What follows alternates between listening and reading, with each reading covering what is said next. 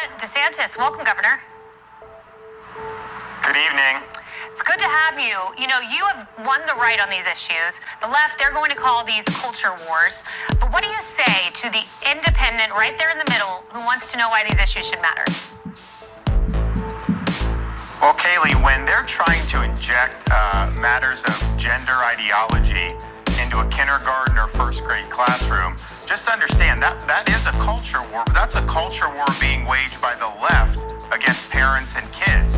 All we're doing in Florida is having the temerity to fight back, to protect the integrity of the education for our kids, to protect parents' rights, to be able to send their kid to school and have the school focus on the basics and not teach a young kid that they can change their gender or that they were born in the wrong body.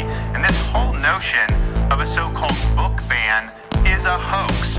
As you mentioned, in the state of Florida, people can buy whatever book they want, they can read whatever book they want, but schools by definition have to choose what is in the classroom or library or not. You may have one book on George Washington, there's 100 other books you could have. That doesn't mean you're banning the other 100, you're making a choice to choose that. So we've empowered parents with curriculum transparency in Florida. When they find pornography in the schools, they're allowed to blow the whistle, and if in fact it conflicts with our standards, then it can be removed. That's going to lead to a better education system, a better outcome. And as you said, individual parents can make different decisions, but we should not subject all of our kids to the left's ideological agenda. So out in the state of California, you have a chief executive there. His name's Gavin Newsom, and he has a bit of an obsession with you. Let's roll the tape. So he says Florida doesn't come close. What's your response there? Well, I'd say two things. One, we're number one in new business formations, even though we're only 60% of the size of California. We have more business formations here. We have way less tax, way less debt. We have one of the lowest tax and debt burdens in the entire country. We have led amongst all big states since COVID in economic growth. Our unemployment rate's 2.6%. California's is over 4%. And here's the proof in the pudding, Kaylee. For decades in this country, people have beaten a path to California. It's a beautiful state, great topography, all kinds of diversity in terms of the different communities you can live in. And yet, they never lost population until their current governor took office. Now they're hemorrhaging wealth. Now they're hemorrhaging population because you see things like what I saw the other day in San Francisco. I saw people defecating on the sidewalk. I saw people in an open-air drug market using fentanyl. I saw them using crack cocaine. And I had, quite frankly, I'm walking the streets, I had some of the left-wing San Francisco people, say some nasty things to me. But you know what I had, Kaylee? I had the police officers come over and shake my hand and thank me for what we're doing in Florida because they wish that they had a commitment to law and order in the state of California and in San Francisco. So we can cite all the statistics.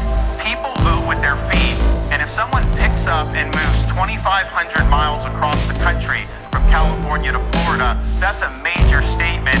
And I grew up in Florida. I never saw California license plates until the last 4 years. Yeah, I'm a Floridian. I see a lot of them, I must say.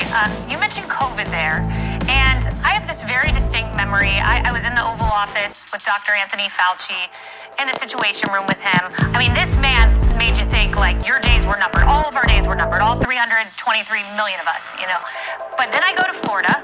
I met you on a tarmac, and you were saying some pretty bullish things about opening the state. I was a bit taken aback because it was such a contrast to kind of the groupthink I was hearing there in Washington. But you earned the ire of the left on your COVID response. Now you're getting attacked from the right. There were a variety of responses to COVID. Why was yours the right one? Well, we made a decision to buck Fauci, buck the medical establishment, buck the media, the left, and some Republicans, and say, you know what, people in Florida have a right to work, businesses have a right to be open, kids have a right to be in school, and we're not going to impose mask mandates or the like, or vaccine mandates. And the minute we did that, we became the focal point for freedom in this country. If you had been in like the Florida Panhandle in May, June of 2020, it was like COVID didn't even exist. That's People were true. making their decisions. The state was booming, and really we never looked back. And so we got it right in there. And it wasn't just people moving here to live, people visiting, the way our economy responded. And I just had to look at the data. But you know what you had to do, Kaylee? You had to be willing to stand out there all alone because I didn't have a lot of backup for that. Fauci was attacking everything Florida did. There were other bureaucrats attacking us. The media was attacking us. But you know what? My job was to stand up for the people that I represented. I didn't know what that would mean for my political future. But quite frankly, you got to be willing to sacrifice.